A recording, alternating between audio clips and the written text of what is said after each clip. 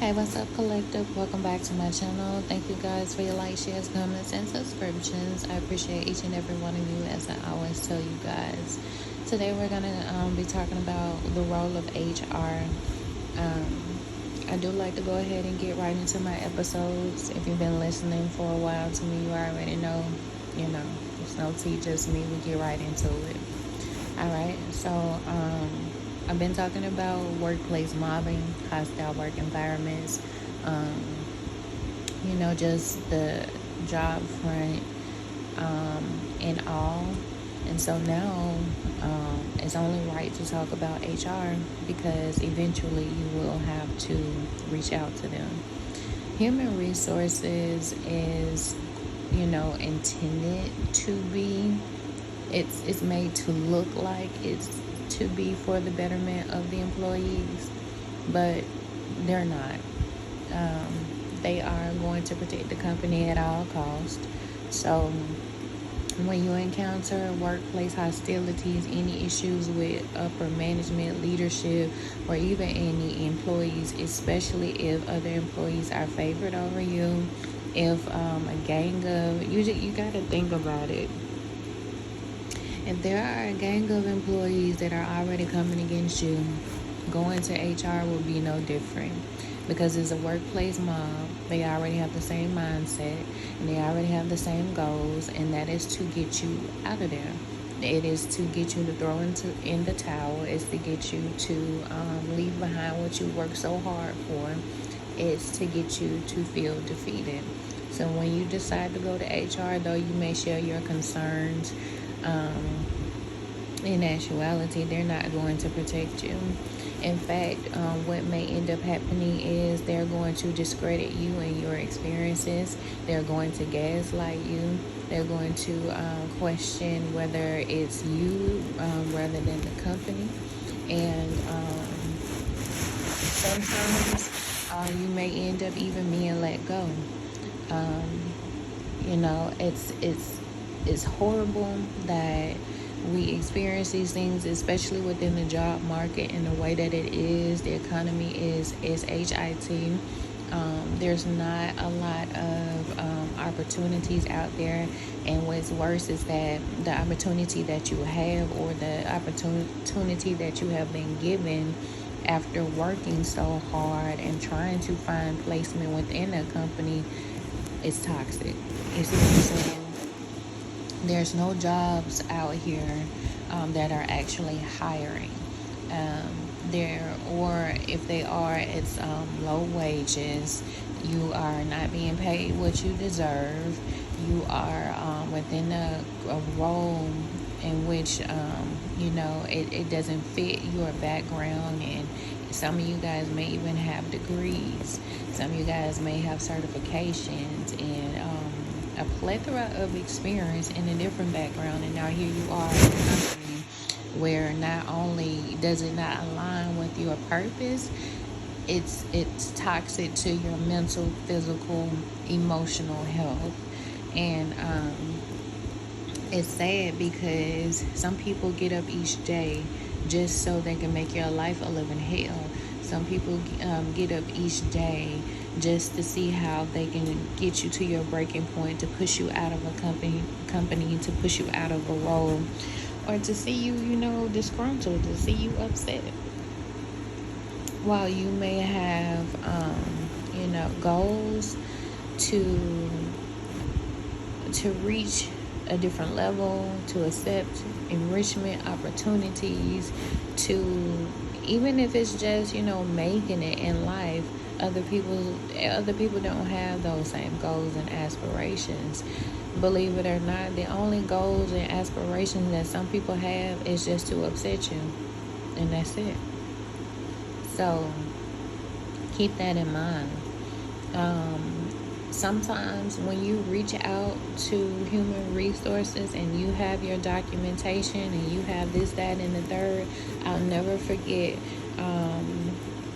when I had to, and this is completely different, but it all does tie into the same, because with my experience, a lot of the issues that I'm having is tied into individuals who feel rejected, want to bully and harass me.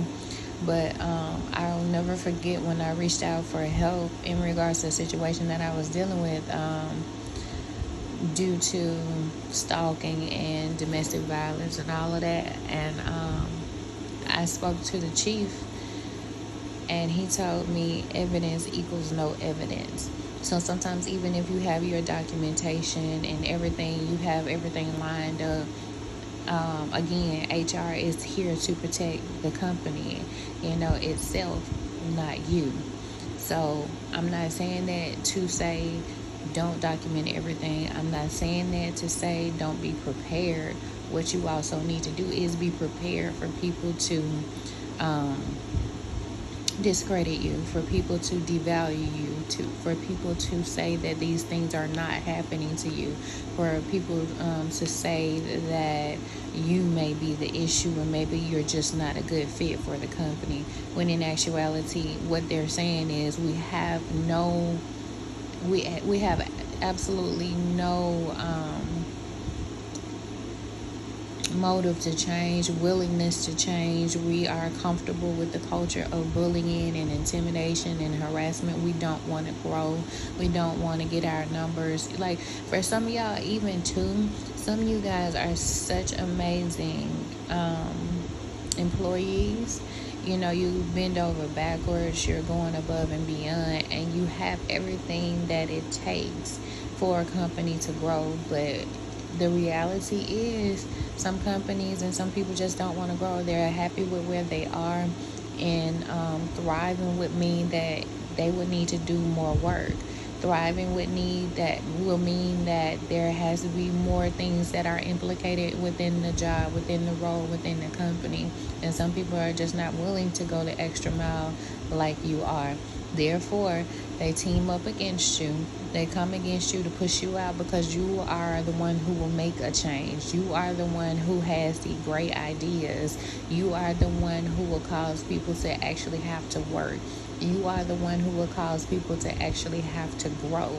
And so when people feel uncomfortable, when people feel intimidated, and when people don't want to grow and they're comfortable with where they are, it makes them feel, like inferior. It makes them feel as if, like, okay, well, why is he or she so perfect, and this, that, and the third? Or why do they always have a smile on their face? Why do the customers like him or her better? Why is their work always so thorough? And like, it's petty. Sometimes, even like within my case, I have individuals who are following me to every job, to every place that I live, even becoming next door neighbors, to different states, just to make my life a living hell. And so the reason why I'm dealing with the things that I'm dealing with right now here today is because of those individuals. I've brought in a wealth of sales. I'm in a position of sales at this current moment.